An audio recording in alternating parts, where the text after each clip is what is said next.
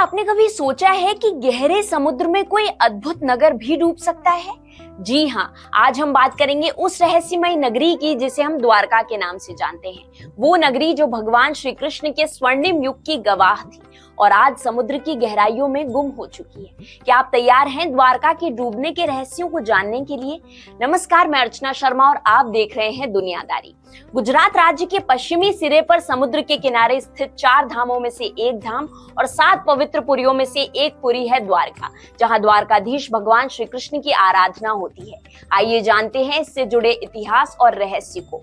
पौराणिक कथाओं के अनुसार महाराजा रेवतक के समुद्र तट पर कुश बिछाकर यज्ञ करने के कारण ही इस नगरी का नाम पहले कुशस्थली था। हरिवंश पुराण के अनुसार कुशस्थली के उजाड़ होने के बाद श्री कृष्ण के आदेश पर मायासुर और विश्वामित्र ने यहाँ एक भव्य नगर का निर्माण किया, जिसका नाम द्वारका रखा गया। कई द्वारों का शहर होने के कारण द्वारका को द्वारावती, कुशस्थली, आनर्तक, ओखा मंडल, गोमती, चक्रतीर्थ, अंतरद्वीप, वारी दुर्ग, उदधि मध्य स्थान भी कहा जाता है। इस नगर में विशालकाय सभा मंडप था, समुद्री व्यापार के लिए बंदरगाह भी था। कहते हैं कि शहर में सोना, रजत और रत्नों के साथ 7 लाख महल थे। इसके अलावा वनस्पति उद्यान और झील भी थी। जैन सूत्र अंतकृत दशांग में द्वारका के 12 योजन लंबे, 9 योजन चौड़े विस्तार का उल्लेख है तथा इसे कुबेर द्वारा निर्मित बताया गया है। इसके वैभव और सौंदर्य के कारण इसकी तुलना अलका से की गई है। बहुत से पुराणकार मानते हैं कि कृष्ण अपने 18 साथी और कुल के साथ द्वारका आए थे। यहाँ उन्होंने 36 साल तक राज किया। उनके देहांत के दौरान द्वारका नगरी समुद्र में डूब गई और यादव कुल नष्ट हो गया। ये नगर अरबी समुद्र में 6 बार डूब चुका है और वर्तमान द्वारका 7वां शहर या नगर है जिसको पुराने द्वारका के पास पुनः स्थापित किया गया है। वर्तमान की द्वारका नगरी आदि शंकराचार्य जी द्वारा स्थापित की गई है। द्वारकाधीश मंदिर का वर्तमान स्वरूप 16वीं सदी में निर्मित हुआ था। यहाँ पहले कई मंदिर थे, लेकिन मुगलों ने उन्हें तोड़ दिया। द्वारकाधीश मंदिर के गर्भगृह में चांदी के सिंहासन पर भगवान श्री कृष्ण की श्याम वर्णी चतुर्भुज प्रतिमा विराजमान है। यहाँ उन्हें रणछोड़ जी भी कहा जाता है। कहते हैं कि इस मंदिर की जगह पहले निजी महल और हरिगृह था। वर्तमान में द्वारिका 2 है, गोमती द्वारिका, बेट द्वारिका। गोमती द्वारिका धाम है। माना जाता है कि द्वारका गुजरात की पहली राजधानी थी।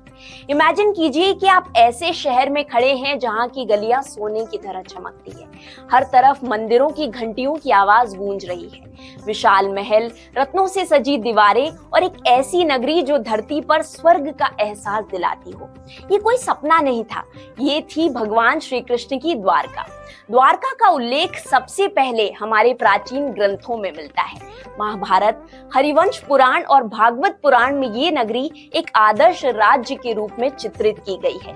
जरासंध, जो कंस का ससुर था, बार बार मथुरा पर आक्रमण करता था। श्री कृष्ण ने युद्ध के बजाय अपनी प्रजा की सुरक्षा को प्राथमिकता दी। श्री कृष्ण ने पश्चिम की ओर समुद्र के किनारे एक नई नगरी बसाने का निश्चय किया। इस काम में उनकी मदद की देवताओं के वास्तुकार विश्वकर्मा ने।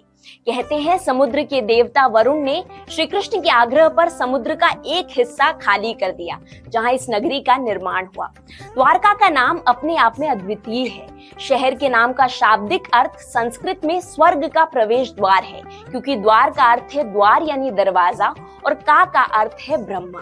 द्वारका को इसके पूरे इतिहास में मोक्षपुरी, द्वारकामती और द्वारकावती के रूप में भी संदर्भित किया गया है।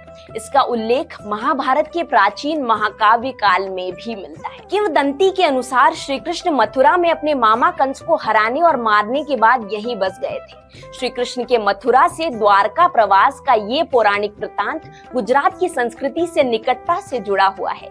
ऐसा भी कहा जाता है कि कृष्ण ने द्वारका के लिए समुद्र से 12 योजन या 96 वर्ग किलोमीटर भूमि पुनः प्राप्त की थी।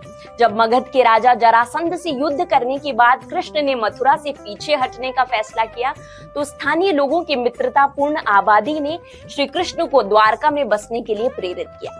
राज्य जिसे यदुवंश साम्राज्य के रूप में भी जाना जाता है, तत्कालीन शासक कंस के पिता उग्रसेन द्वारा स्थापित किया गया था और बाद में कृष्ण ने इसका विस्तार किया।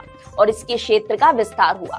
ऐसा कहा जाता है कि कृष्ण ने अपने परिवार के साथ बेट द्वारिका में रहते हुए द्वारका से अपने राज्य का प्रशासन चलाया।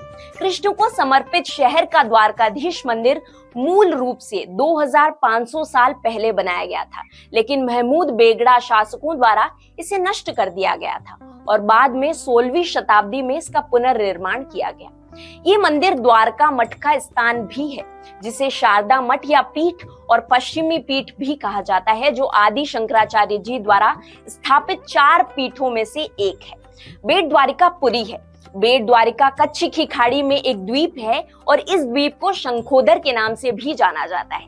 ये भगवान कृष्ण का वास्तविक निवास स्थान है, जिसका अर्थ है उपहार, और ये सुदामा द्वारा भगवान श्री कृष्ण को दिया गया था। यहाँ यदुवंश के लोगों को नाव से यात्रा करनी पड़ती थी। समुद्र के नीचे किए गए अन्वेषण और उत्खनन से ऐसी बस्तियों की उपस्थिति का पता चला जिनका युग हड़प्पा सभ्यता और मौर्य शासन के युग से जुड़ा हुआ है।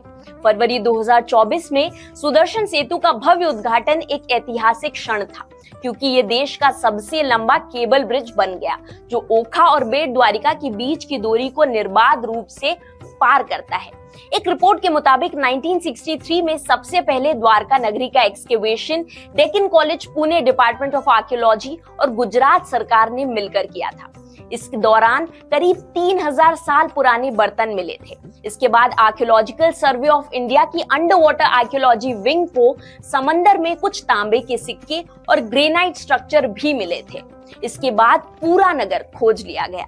द्वारका के डूबने के पीछे कई रहस्यमय कारण थे, जो आज भी हमारे इतिहास में गहरे रहस्य बने हुए हैं। तो चलिए आज हम जानेंगे कि किन कारणों से डूब गई श्री कृष्ण की द्वारका नगरी। पहला कारण है गांधारी का श्राप। महाभारत की कहानी में जब पांडवों ने युद्ध जीत लिया और युधिष्ठिर का राज तिलक हो रहा था, तब गांधारी ने भगवान श्री कृष्ण को महाभारत युद्ध का दोषी ठहराया। उन्होंने श्री कृष्ण को ये श्राप दिया कि जैसे मेरे कुल का नाश हुआ है, वैसे ही तुम्हारे कुल का नाश भी तुम्हारी आंखों के सामने होगा।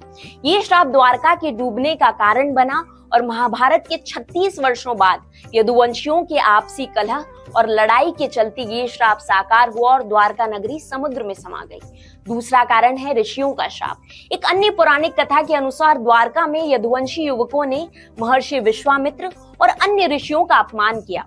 उन्होंने श्री कृष्ण के पुत्र साम को स्त्री रूप में ले जाकर ऋषियों से ये सवाल किया कि गर्भ में पल रहा शिशु क्या होगा। इस अपमान का बदला लेते हुए ऋषियों ने श्राप दिया कि इस गर्भ से उत्पन्न होने वाला शिशु मुसल होगा और उसी मुसल के कारण यदुवंश का नाश होगा। मुसल के टुकड़े समुद्र में फेंके गए, लेकिन वे जल में घुलकर घास बन गए और इसी घास को लेकर यदुवंशी आपस में युद्ध करने लगे और धीरे धीरे उनका कुल नष्ट हो गया। श्री कृष्ण ने भी अपने शरीर को त्याग दिया और द्वारका धीरे धीरे समुद्र में समा गई। तीसरा कारण है यदुवंशी युद्ध और बलराम का शरीर त्यागना। कथा के अनुसार यदुवंशियों की आपसी लड़ाई और बलराम के शरीर त्यागने के बाद द्वारका की आखिरी घटित घटना के रूप में श्री कृष्ण की मृत्यु हुई। एक शिकारी ने उन्हें हिरण समझकर बाण मारा, जिससे भगवान श्री कृष्ण देवलोक को प्रस्थान कर गए। इसके बाद अर्जुन ने द्वारका जाकर श्री कृष्ण के परिवार के बचे हुए लोगों को इंद्रप्रस्थ ले जाने की कोशिश की और फिर देखते ही देखते द्वारका नगरी रहस्यमय तरीके से समुद्र में समा गई। लेकिन आज भी द्वारका की गहराइयों में कई राज छिपे हैं, जो हमें अतीत के गौरव और विनाश का अनुभव कराते हैं। जय श्री कृष्ण।